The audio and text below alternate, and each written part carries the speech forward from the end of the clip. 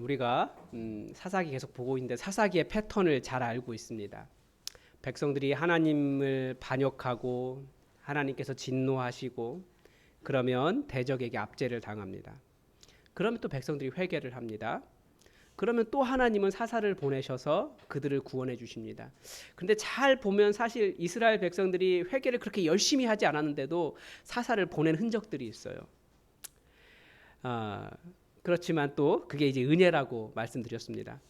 근데 또 사사가 살아있는 동안에는 평안해요. 그런데 사사가 죽으면 이 패턴을 다시 반복합니다. 그리고 사사라고 이렇게 등장한 인물들, 하나님께서 세우신 사사라고 하는 사람들이 사실 그렇게 완벽한 지도자라고 말하기는 좀 그래요.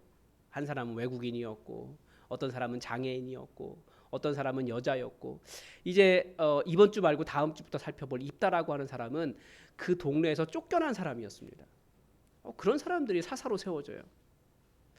정말 구원자가 누구인가 우리에게 계속해서 보여주고 있는 거죠. 그리고 하나님을 경외하는 백성 누구든지 하나님의 손에서 하나님의 사사가 될 수 있다는 것을 가르쳐 주는 것이기도 합니다. 그런데 이런 이스라엘의 어떤 반복된 패턴, 이런 상태와 패턴은 이스라엘만의 문제는 아닙니다. 사실 많은 사람들은 고통을 당할 때면 하나님께 도움을 구하면서 동시에 또 하나님을 향한 원망도 있습니다. 하나님이 우리를 충분히 도와주지 않으셨기 때문에 우리가 이렇습니다.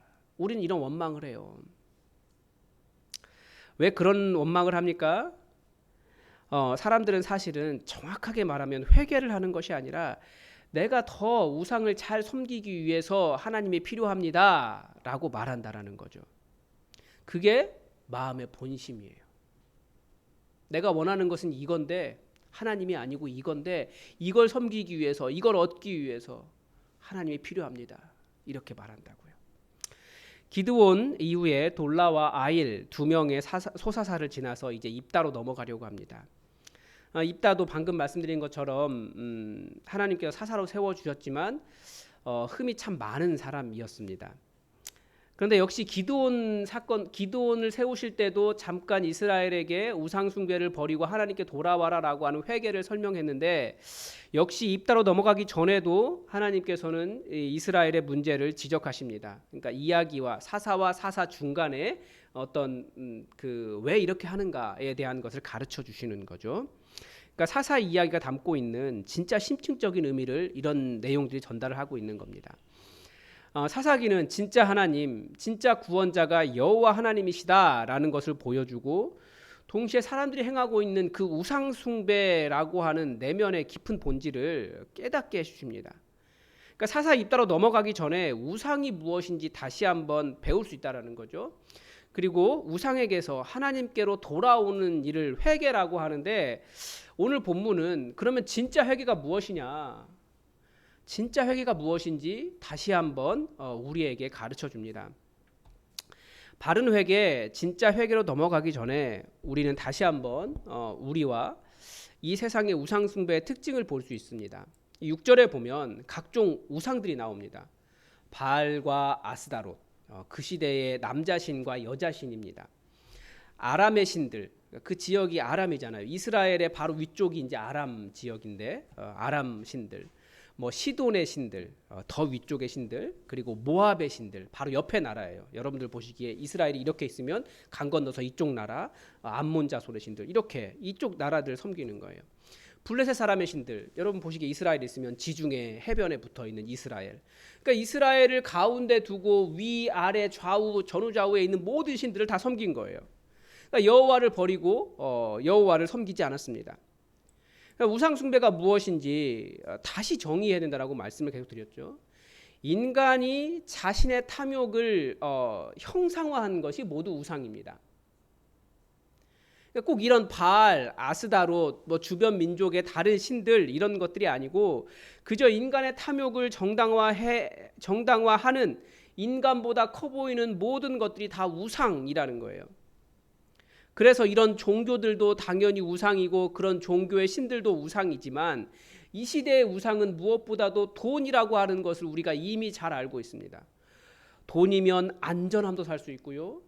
돈이면 높은 자리도 살 수 있고요. 권력도 살 수 있고요.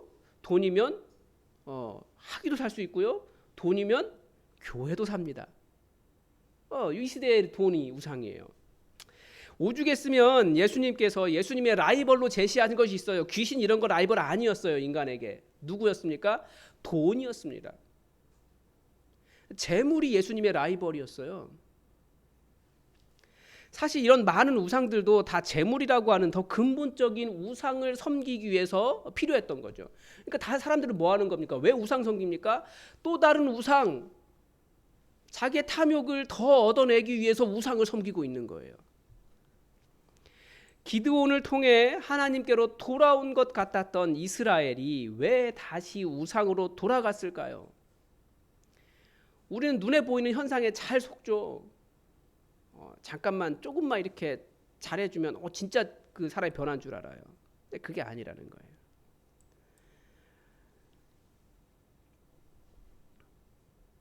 사람은 겉모습이 변했다고 해서 진짜 변한 게 아니에요. 우리가 정치인들에게서 그런 이야기, 그런 것들을 많이 보잖아요. 어느 날은 절에도 가고, 어느 날은 로마 카톨릭에도 가고, 어느 날은 교회도 가고, 그러면 그 사람 다 용서가 돼요. 아니, 그런 게 어디 있습니까? 그 사람 본질이 변하지 않았는데. 그러니까 비슷해요. 이스라엘이 다시 우상을 숭배하는 자리로 돌아가는 이유도 그렇습니다. 하나님께 돌아온 것 같지만 여호와의 이름을 부른다고 해서 그게 회개가 아니더라는 거죠. 그게 돌아온 것이 아니더라는 거예요. 하나님은 행동의 변화 이전에 마음이 돌아오기를 원하셨습니다. 좋은 행동으로 그 마음의 더러움을 감추려고 덮으려고 하지만 그게 외식인 거죠. 마음이 진짜로 변하기를 원하셨어요. 그게 회개입니다. 그래서 그리스도인이 살아가는 삶의 두 가지 방식이 있습니다. 그리스도는 회개와 믿음의 삶을 살아갑니다. 회개는 단지 예수님 믿기 시작할 때만 필요한 것이 아닙니다. 우리 마음에 하나님의 자녀로서의 합당하지 않은 일들이 있다면 말씀을 들을 때 하나님께 성령님께서 또 우리에게 우리의 어두운 부분들을 지적하실 때 그때마다 우리는 계속 회개하는 거예요. 하나님께로 돌아오는 거죠. 그래서 우리는 항상 회개할 수밖에 없어요. 우리 마음에 끊임없이 하나님을 벗어나고 나를 찬양하려고 하기 때문에 그런 우상이 내 안에서 계속 만들어지기 때문에 우리는 회개할 것이 많아요. 그래서 그런 마음을 내려놓고 나 같은 죄인을 위해 죽으신 예수님의 십자가의 공로를 의지하고 다시 내 안에서 역사하시는 성령님의 소욕을 따라가는 삶이 회개입니다. 그래서 그리스도의 삶은 항상 회개예요. 항상 회개. 믿음은 바로 그게 하나님의 용서를 받는 방법임을 확실하게 붙잡고 살아가는 것, 하나님을 신뢰하는 것이 믿음입니다. 끝까지 하나님을 기대하는 것입니다. 그래서 그리스도의 삶의 두 축은 회개와 믿음인 거예요. 그런데 우상 숭배는 이 신앙인의 삶, 회개와 믿음을 둘 다를 다 부정합니다. 우선 그 사람이 이전에 보여주었던 뭔가 조금 하나님 섬기는 것 같은 행동이 실제로 하나님께로 돌아오지 않았다라는 것을 우상이 보여주죠.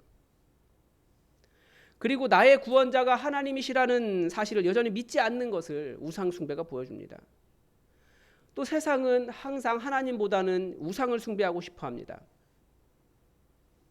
왜냐하면 그 우상이 눈에 더 가까워 보이고 실제 있는 것처럼 보이거든요. 그 우상은 자기가 원하는 것을 형상화하고 있기 때문에 그렇습니다. 돈이 우상인 사람은 결국 돈이라는 우상을 섬기기 위해서 돈을 더 얻기 위해서 하나님이 필요할 뿐이에요. 그런 사람들은 돈을 잘 벌 때는 하나님을 예배하지만 사업에 어려움이 있으면 하나님을 원망합니다. 하나님 저한테 왜 그러시냐고. 직장이 우상인 사람도 그렇습니다. 직장 생활에서 성공하기 위해서 하나님이 필요하지 하나님 때문에 직장을 어떻게 하나님 나라로 바꿔갈까 이걸 고민하지는 않은 겁니다. 이 시대는 행복이 우상입니다. 행복하다면 뭣도 합니까? 간음도 하고 동성애도 하고 양성애도 하고 행복하다고 하면 얼마든지 하나님께 드릴 시간과 열정을 거기에 다 쏟아붓습니다. 정말 하나님의 말씀과 하나님의 정의에 분노하기보다 자기의 행복이 손상된다고 생각하면 끝까지 싸웁니다. 교회와도. 이 시대입니다. 하나님의 말씀이 자기들의 행복을 손상시킨다. 그럼 눈에 불이 들어와요. 교회를 공격하고 이제는 하나님의 말씀마저 틀렸다라고 하나님의 말씀을 수정하려고 하는 것이 이 시대입니다. 사람들이 주일에 하나님을 예배하는 일이 이전만큼 중요한 일이 아니에요. 이제는 주일 성수를 외쳐도 한 귀로 듣고 한 귀로 흔들립니다. 이제 별로 중요한 말이 아닌 거죠. 내 귀를 즐겁게 할 수 있는 소위 은혜로운 하나님 말씀이 없으면 예배를 틀렸다고 생각해요. 아닙니다. 예배는 하나님께서 행하신 일을 찬양하는, 하나님께 감사하는 일입니다. 우리가 구원받은 일 자체가 얼마나 큰 감사입니까? 찬양할 이유가, 예배할 이유가 넘쳐남에도 불구하고 다른 데서 나의 만족에서 예배의 이유를 찾고 있는 거예요. 심지어 교회도 그렇습니다. 이 시대는 교회마저도 우상이 되어 있습니다. 교회라고 하는 단어가 얼마나 지킬 만한 숭고한 가치가 있는 단어입니까? 그런데 교회를 지키겠다고 불법을 저지르기도 합니다. 교회를 지키겠다고 형제와 자매들에게 잔인해지기도 하고요. 그러면 좋은 것도 얼마든지 우상이 되는 겁니다. 세습도 그래요. 사람들은 교회를 지키겠다라고 말했습니다. 근데 세습 그 안에는 뭐가 있습니까? 돈에 대한 욕심이 있잖아요. 자기 자리를 지키고자 하는 그 교회의 여러 기관들에서 장을 차지하고 있는 장로님들의 자기 자리를 지키겠다고 하는 탐욕도 거기에 들어있어요.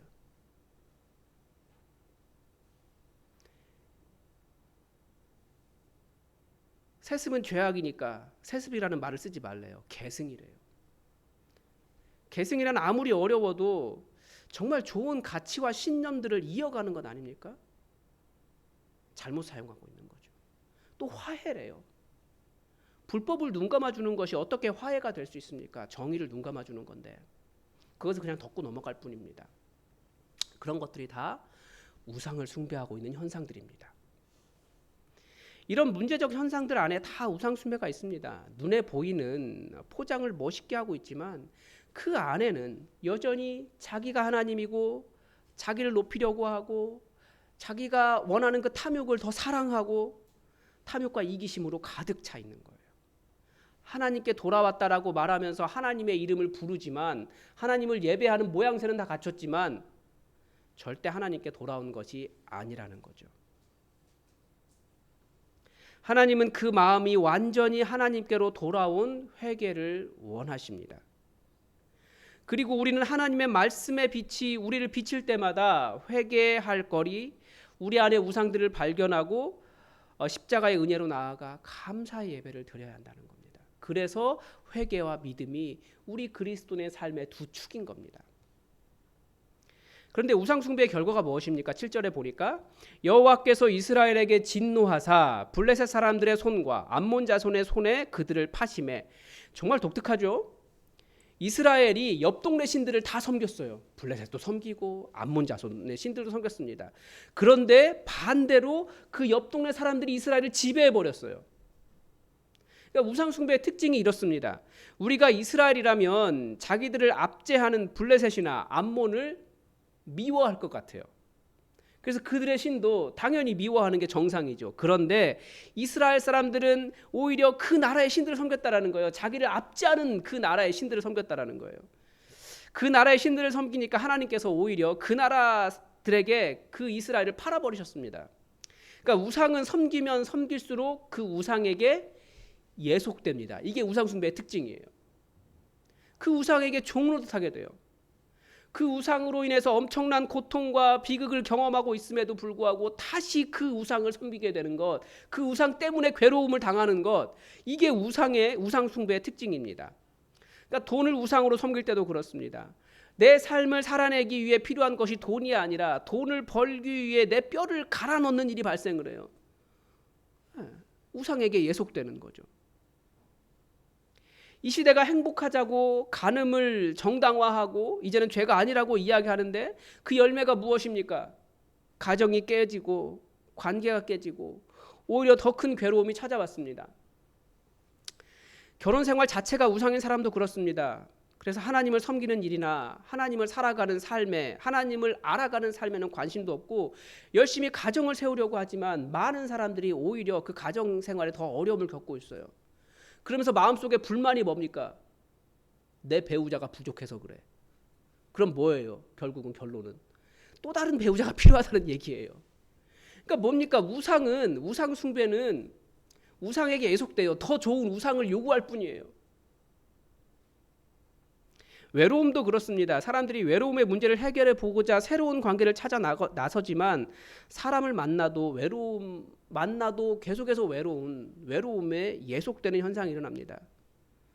다들 우상을 채우기 위해 더 충분한, 더 좋은 우상이 필요합니다라고 말하고 있는 거예요. 이 우상을 섬기면 사실 더 좋은 우상이 보여요. 그 마음 중심에 하나님을 섬기는 것이 아니라 우상을 섬기기 때문에, 자신의 탐욕을 섬기기 때문에 절대 만족함이 없습니다. 하나님은 그렇게 하나님의 지배를 받지 않으려고 하는 마음에 오히려 그들이 소유하고자 했던 것에 지배를 당하도록 하신다는 겁니다. 이게 우상 숭배의 특징입니다. 우리는 하나님께서 주시는 것으로 만족하게 되어 있습니다. 하나님 그분으로 만족하게 되어 있어요.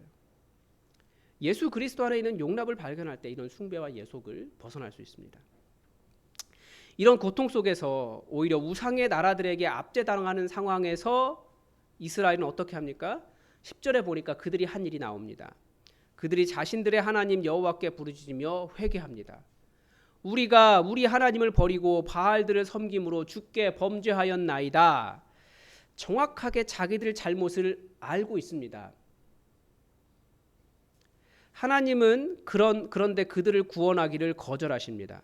너희가 나를 버리고 다른 신들을 섬기니 내가 다시는 너희를 구원하지 않겠다. 너희가 택한 신들에게 부르짖어라. 그 신들이 너희의 환난 때에 너희를 구원하게 해라 라고 하시면서 하나님이 거절하십니다. 왜냐하면 그들의 회개가 아니었기 때문입니다. 우리 눈에 보기에는 회개처럼 보이지만 하나님은 중심을 아시기 때문에 그 중심 안에 제대로 하나님께 돌아오지 않았다라고 하시는 것을 아셨기 때문에 거절하신 거예요. 단지 지금의 괴로움을 벗어나기 위해서 우리가 잘못했으니 자비를 베풀어 주십시오 라고 하는 것은 회개가 아니고 하나님께 돌아온 것이 아니라는 거죠. 계속 말씀드립니다. 우리가 가진 회개나 이스라엘의 가진 회개나 많은 경우에 너무나 피상적입니다. 정말 내놓아야 하는 부분은 내놓지 않고 자기가 내놓아도 아깝지 않은 것까지만 내놓는다는 거죠. 이 정도 내놓아서 얻을 수 있는 결과가 괜찮다면 내놓지 뭐 그런 자세라는 거예요. 이스라엘이 하나님의 구원의 방법으로 택한 것이 무엇이었습니까? 할례였습니다. 남자들의 몸의 일부를 잘라내는 거예요. 그거에서 하나님의 백성으로 인정받을 수 있다면, 구원받을 수 있다면 그 정도는 할 수 있는 겁니다. 그런데 하나님께서 그 마음 중심을 달라 가장 겸손하게 그 높은 자리에서 내려와서 예수 그리스도에게 돌아와라 라고 말할 때는 거절했습니다. 자기들 높은 자리, 자존심, 하나님의 백성으로서의 자존심 이런 거 내려놓기 싫었던 거예요. 정말 하나님께서 원하신 그 마음은, 그 겸손은 내놓기 싫었던 겁니다. 그러니까 겨우 몸 잘라내고 이거 가지고 구원받았으니까 라고 하면서 여전히 자신들의 교만과 탐욕과 종교적인 우상들을 섬겨가면서 그렇게 살았습니다. 사람들에게 자랑할 만한 멋있는 행위와 기도와 금식과 자랑은 계속 유지하고 싶었어요. 존경받으니까. 그런데 하나님 앞에서 자신들의 모습을 직면하지는 않았습니다. 죄인된 그 모습을. 그건 회개가 아니라는 거예요. 부족한 회개는 자존심 상하지 않고 마음 아프려고 하지 않는 마음입니다. 자신의 죄인됨을 직면했는데 어떻게 마음이 아프지 않겠습니까? 자신이 하나님이 아니라 자기 자신의 욕심과 자존심, 탐욕과 이기심을 섬기고 있다는 것이 드러나는데 예수님이 그것 때문에 죽으셨다는데 어떻게 마음이 아프지 않을 수 있습니까? 하나님께서 우리를 이 깨어진 세상, 지난주에도 우리가 이 세상이 얼마나 깨어졌는지 보지 않았습니까? 기후의 문제들. 그리고 사람들이 얼마나 쉽게 사람들에게 분노하며 칼을 휘두르는지 깨어진 현상들을 보지 않았습니까? 그런데 우리는 그런 일들에 마음 아파하지 않아요. 그 마음 달라고 하시는데, 부족한 회개는 자존심 상하지 않으려고 하고 마음 아프지 않으려고 하는 거예요. 그냥 편하게 수고하지 않아도 되는 삶을 원합니다. 그런데 교회마저도 마음이 아픈 메시지는 잘 전하지 않습니다.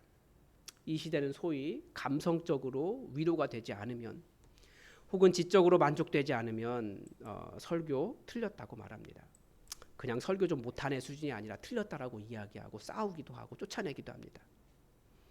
하나님을 예배드리는 것이 아니라 하나님을 경배하는 것이 아니라 나를 만족하게 하려는 나를 예배하는 자세입니다. 예를 들면 이 시대는 성적으로 매우 자유롭습니다. 이 문제 건드는 사람들 별로 없는 것 같아요. 돈이 되기 때문에 유튜브에도 너무나 많은 음란물이 쉽게 올라옵니다. 또 핸드폰이 얼마나 똑똑한지 제가 40대 남성이라는 것을 알고 그런 것들을 막 보여줍니다. 결혼하지 않아도 성관계를 맺는 일이 너무나 쉽습니다. 뭐 자연스러워요.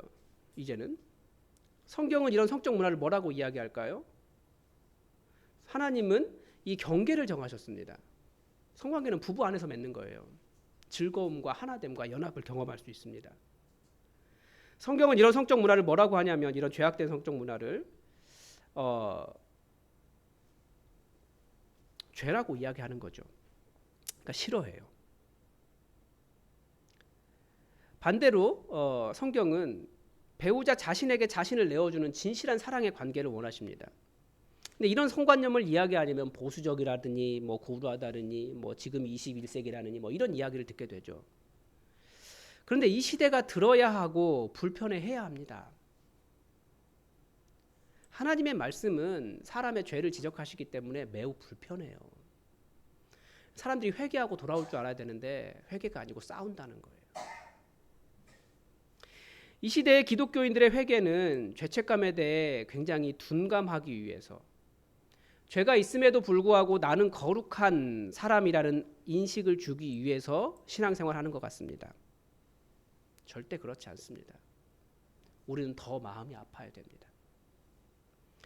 유튜버 중에 교통법규 위반한 사람 고발하는 컨텐츠 하는 사람이 있다 그래요. 제가 이제 속한 그 카페에는 목사님들 그 카페다 보니까 그런 이야기들이 올라왔더라고요. 지난주에는 장애인 표시를 컴퓨터로 출력해서 장애인 주차 구역에 사용한 사람을 적발을 해서 유튜브를 찍어가지고 이렇게 올렸어요. 그래서 그거 어디서 났냐고 물어보니까 자기 아버지가 받아왔대요. 아니 아버지가 그걸 받아오고 자기가 운전하면 안 되잖아요. 그런데 그 옆에 보니까 교회 마크가 붙어 있는 거예요. 어느 교회 들어가려면 요즘은 교회에 그게 있어야지 들어갈 수 있잖아요, 주차장에. 그런데 이게 홀로그램도 없고 누가 봐도 복사기로 그냥 그 프린터로 출력한 거예요. 나중에 한참 이야기하다 보니까 거짓말을 계속 만들어 가죠.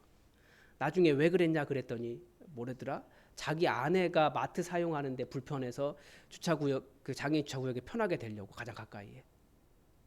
그러면서 거기에 뭐라고 써놨냐면 그 유튜버가 할렐루야네. 그러니까 그리스도인들을 할렐루야네 이렇게 부르는 거예요. 그리스도인의 부족한 회개가 하나님마저 조롱당하게 하고 욕먹게 하는 겁니다. 우리가 아파해야 돼요. 이런 현상들에 대해서. 혹시 우리는 좀 더 예민하게 살아가야 되는 거죠. 하나님의 말씀에 대해서. 겨우 잘못한 것 몇 가지 후회하고 앞으로 잘해보겠다라고 말하는 것은 그 속사람의 악함을 내려놓지 않았기 때문에 절대 회개가 될 수 없다라는 거예요.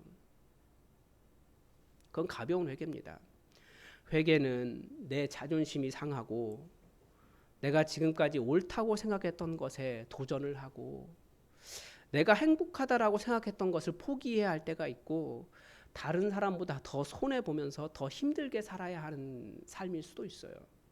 그렇지만 그것이 하나님의 뜻을 이루고 하나님 나라를 세워간다면 아멘, 제가 감당하겠습니다. 충성하는 것이 돌아온 회개입니다. 하나님께서 그들의 회개가 진짜가 아니라며 그들을 구원하기를 거절하셨을 때 그제서야 이스라엘에게 진짜 회개가 일어납니다. 모양은 똑같아요. 15절 16절 보면 모양은 똑같습니다. 그렇지만 하나님께서 이번에는 그들의 회개가 진짜라고 그 중심을 살피셨어요. 우리가 범죄하였사오니 주께서 보시기에 좋은 대로 우리에게 행하시려니와 오직 주께 구하옵나니 오늘 우리를 건져내옵소서. 현상도 똑같죠. 지금의 위기를 벗어나려고 하는 것은 똑같아요. 그렇지만 자기 가운데서 이방신들을 제하여 버리고 여호와를 섬김에 여호와께서 이스라엘의 곤고로 말미암아 근심하시니라. 그러니까 진정한 변화가 일어났다는 것을 어떻게 알 수 있습니까? 우리가 범죄하였사오니 완전히 돌아오지 않은 회개는 표면만 바꾸려고 합니다. 진정한 회개는 죄 자체를 슬퍼하는 겁니다. 하나님과 떨어져 있음을 슬퍼하는 거예요. 마치 아버지를 떠난 아들이 내가 아버지와 멀어져 있구나, 이 마음이 아파하는 거예요. 부부가 싸워도 관계가 안 좋아져도 마음이 아프잖아요. 화해하려고 하고. 근데 하나님 아버지와 떨어져 있음을 제대로 깨닫고 우리가 주님께 범죄하였사오니 그 아픈 마음을 느끼기 시작한 겁니다. 그러면서 자신들의 죄를 슬퍼하고 주께서 보시기에 좋은 대로 우리에게 행하시려니와 하나님의 주권을 인정하기 시작했습니다. 그리고 우상을 제거하고 여호와를 섬겼습니다. 진정한 회개는 우상 숭배의 행위가 나타나는 우상 숭배의 동기, 그 마음의 시작 부분을 제거하는 것에서부터 시작하는 거예요. 그러니까 탐욕도 내려놔야 되고, 내가 어디에서 분노하고 어디에서 갑자기 열정적이 되고 어디에서 눈에서 불이 나오고, 이런 것들이 우리의 우상을 보여줍니다. 거기 딱 꽂히면 정말 완전히 집중해가지고 그것만 하게 되는 그런 것들이 우상일 가능성이 있어요. 그거 하나님께서 내려놓아라라고 하면 갑자기 화가 나고 제가 왜 그거 내려놔야 되는데요? 이거 좋은 건데. 그렇게 말하는 것들을 다 내려놓는 것이 필요한 거죠. 마음으로부터 돌아와야 돼요. 정리하면 참된 회개, 진짜 회개는 두 가지 특징이 있습니다. 하나는 죄의 열매가 아니라 죄 자체를 슬퍼하는 겁니다. 하나님과의 관계가 끊어져 있는 걸 슬퍼하는 거예요. 또 하나는 단지 행동이 변하는 것이 아니라 우상 숭배하게 되는 나의 마음 자체를 슬퍼합니다. 둘 다 깊은 슬픔이 있습니다. 여러분은 무엇을 슬퍼하십니까? 갖지 못해서 슬퍼하는 것이 자신의 우상을 보여줄 때가 많습니다. 어떤 상황이나 말을 들을 때 발끈하고 어떤 것을 갖지 못했을 때 슬퍼하십니까? 그게 우상입니다. 이 깨어진 세상, 우상으로 가득한 세상, 세상 풍조를 따라 살면서 하나님을 틀렸다라고 말하는 세상, 가난한 자들과 약한 자들의 눈물로 인해 아파하시는 하나님의 마음을 이해하지 못하는 이 세상, 그 사람의 그것이 바로 그 사람이 다른 우상 숭배의 동기가 있다라는 것을 보여줍니다. 하나님의 아픔과 함께 아파할 수 없는 것. 그러나 진짜 회개는 하나님을 근심하게 합니다.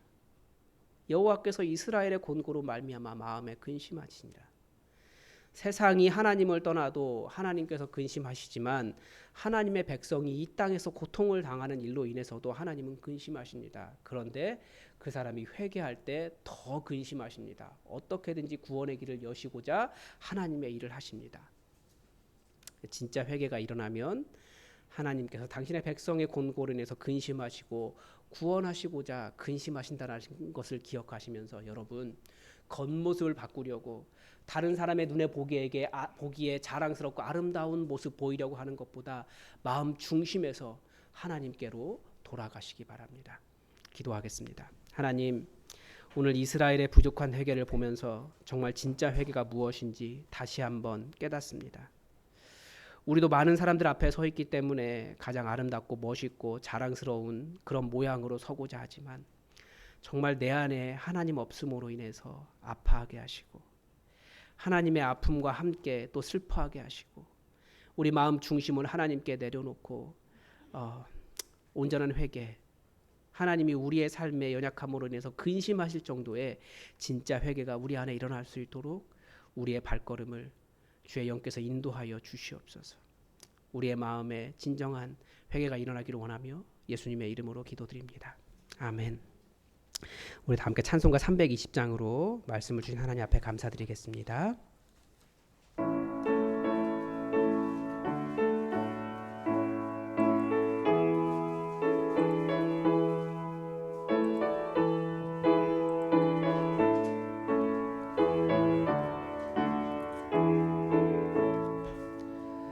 나의 죄를 정케하사 주의 일꾼 삼으시